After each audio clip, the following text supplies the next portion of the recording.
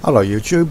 I thought today we'd have a look at the recently released Ixeg 737 for X-Plane 10, a long-awaited aircraft, and was released on the 1st of May, a little bit earlier than everyone thought, and did have a few small problems, a few little bugs, which most of them have been sorted, and I can tell you that this is a superb aircraft for X-Plane. In my view, it's the best aircraft for X-Plane 10. Having said that, I haven't got the flight factor 767, and I know that's also a very good aircraft, but it's phenomenal aircraft. It's not 100% finished, and the developers will tell you what's not being done and what's going to be done, and what is not going to be included in this aircraft, but it is a joy to fly. We're looking at the outside. This is the Ixeg livery, as you can see, and just have a quick look around, and then we'll pop into the cockpit and have a look inside there. So as you can see, it's a lovely aircraft. So let's pop into the cockpit and see what's inside.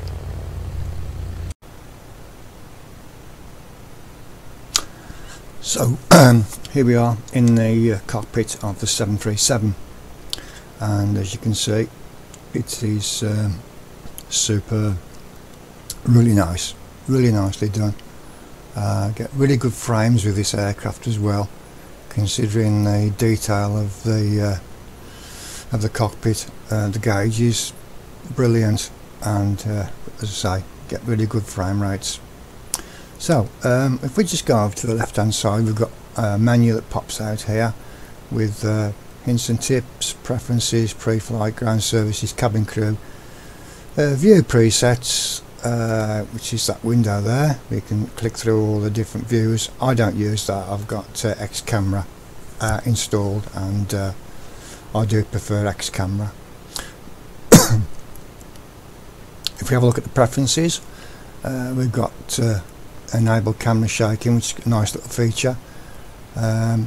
Aircraft winglets, ice and rain on windscreen, steam gauges. If I untick that one, those are the more up-to-date digital gauges, but I prefer the steam gauges. Draw vortices, turn on debug mode, I'm not sure what that is. Reset aircraft on reallocation, weights, kilograms or pounds, and custom animations in replay. We've got a menu at the bottom here for the just the joystick dead zone, and also the sounds in the cockpit, which absolutely are phenomenal. If we have a look in the pre-flight, we've got the option of cold and dark, turn around, or ready to fly. I've also got the fuel planner and weight adjustment. So if we look at the distance we're going to fly, it'll give us an estimated amount of fuel we need, and we can put that in there, apply the settings, and it will load the aircraft in whichever state you choose. Well, as I say, we're in cold and dark at the moment. We're going to leave it in cold and dark, and what we're going to do in this video is just run through the basics of starting this aircraft up from cold and dark. I'm not going to use the checklist, just going to run through how I'd start it up. So first of all, we go to the ground services menu, and you can see there we've got a button, connect ground power, so we'll do that, connect the ground power unit, And if we go up to the overhead panel, you can see the light there for the ground power is telling you that there is ground power available. So we'll pop the battery on the emergency lights and switch on the ground power. We've now got power to the aircraft.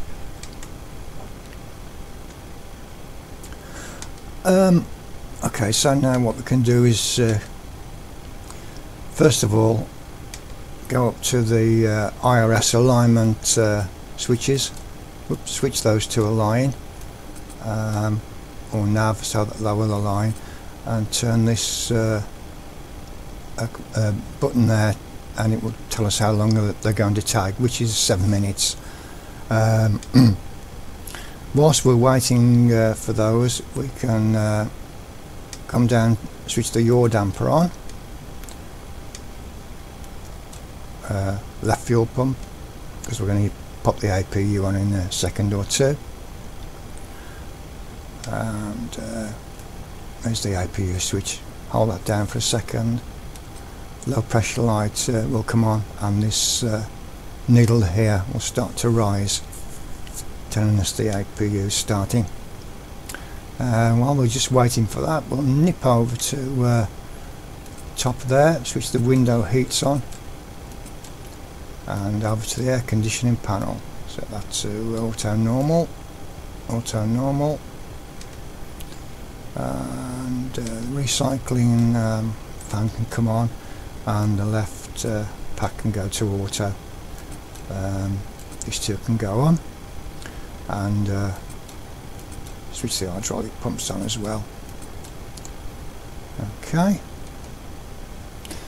so we can see now we've got APU available, so we'll switch over to APU. Now we don't need the ground power now, so we can get rid of the ground power unit.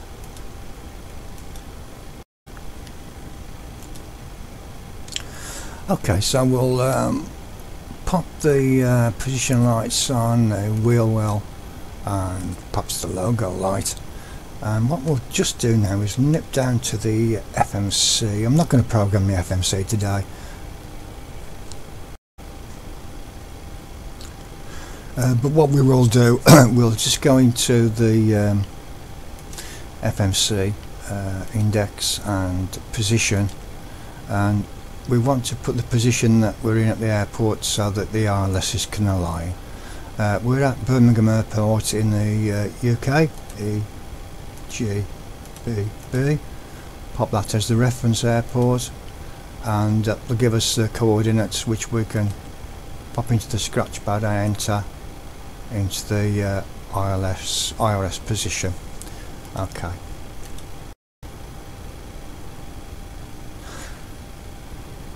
Okay, back up to the overhead panel now, and we can come down the panel and switch on the fuel pumps. They can go on. Oh, galley power, need to put that on so they can have a cup of coffee in the back. And what else have we got now? Yeah, okay, we can. What we'll do now is we'll start the engines. So we need to pop the APU bleed on, packs off, and if we go to, we'll start the right engine first, switch the ignition to the right, and this switch here will go across the ground. And what we need to do now is look at the N1 gauge here, and when it gets to around 25% we can introduce some fuel to get the engine up and running. Now, you can hear it spooling up. Superb sounds in this aircraft.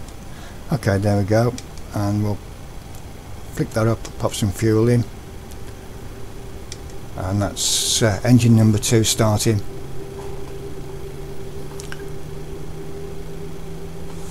As soon as it's reset, which it's done now, I've gone back to the off position, we can start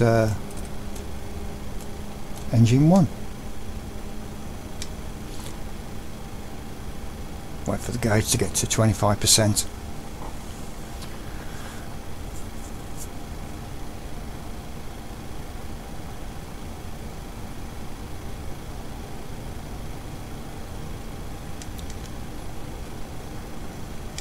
put some fuel in there now.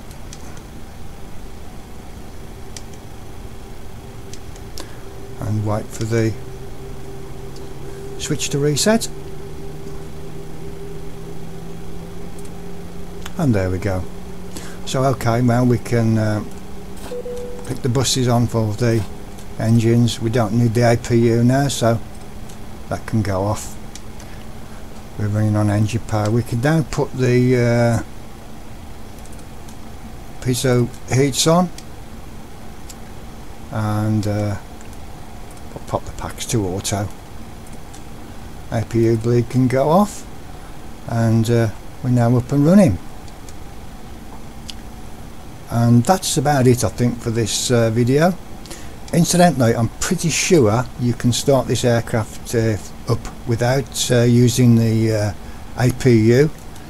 If we go to ground services and connect the ground air supply, I haven't tried it yet, but I think we can start the aircraft up from the ground air supply.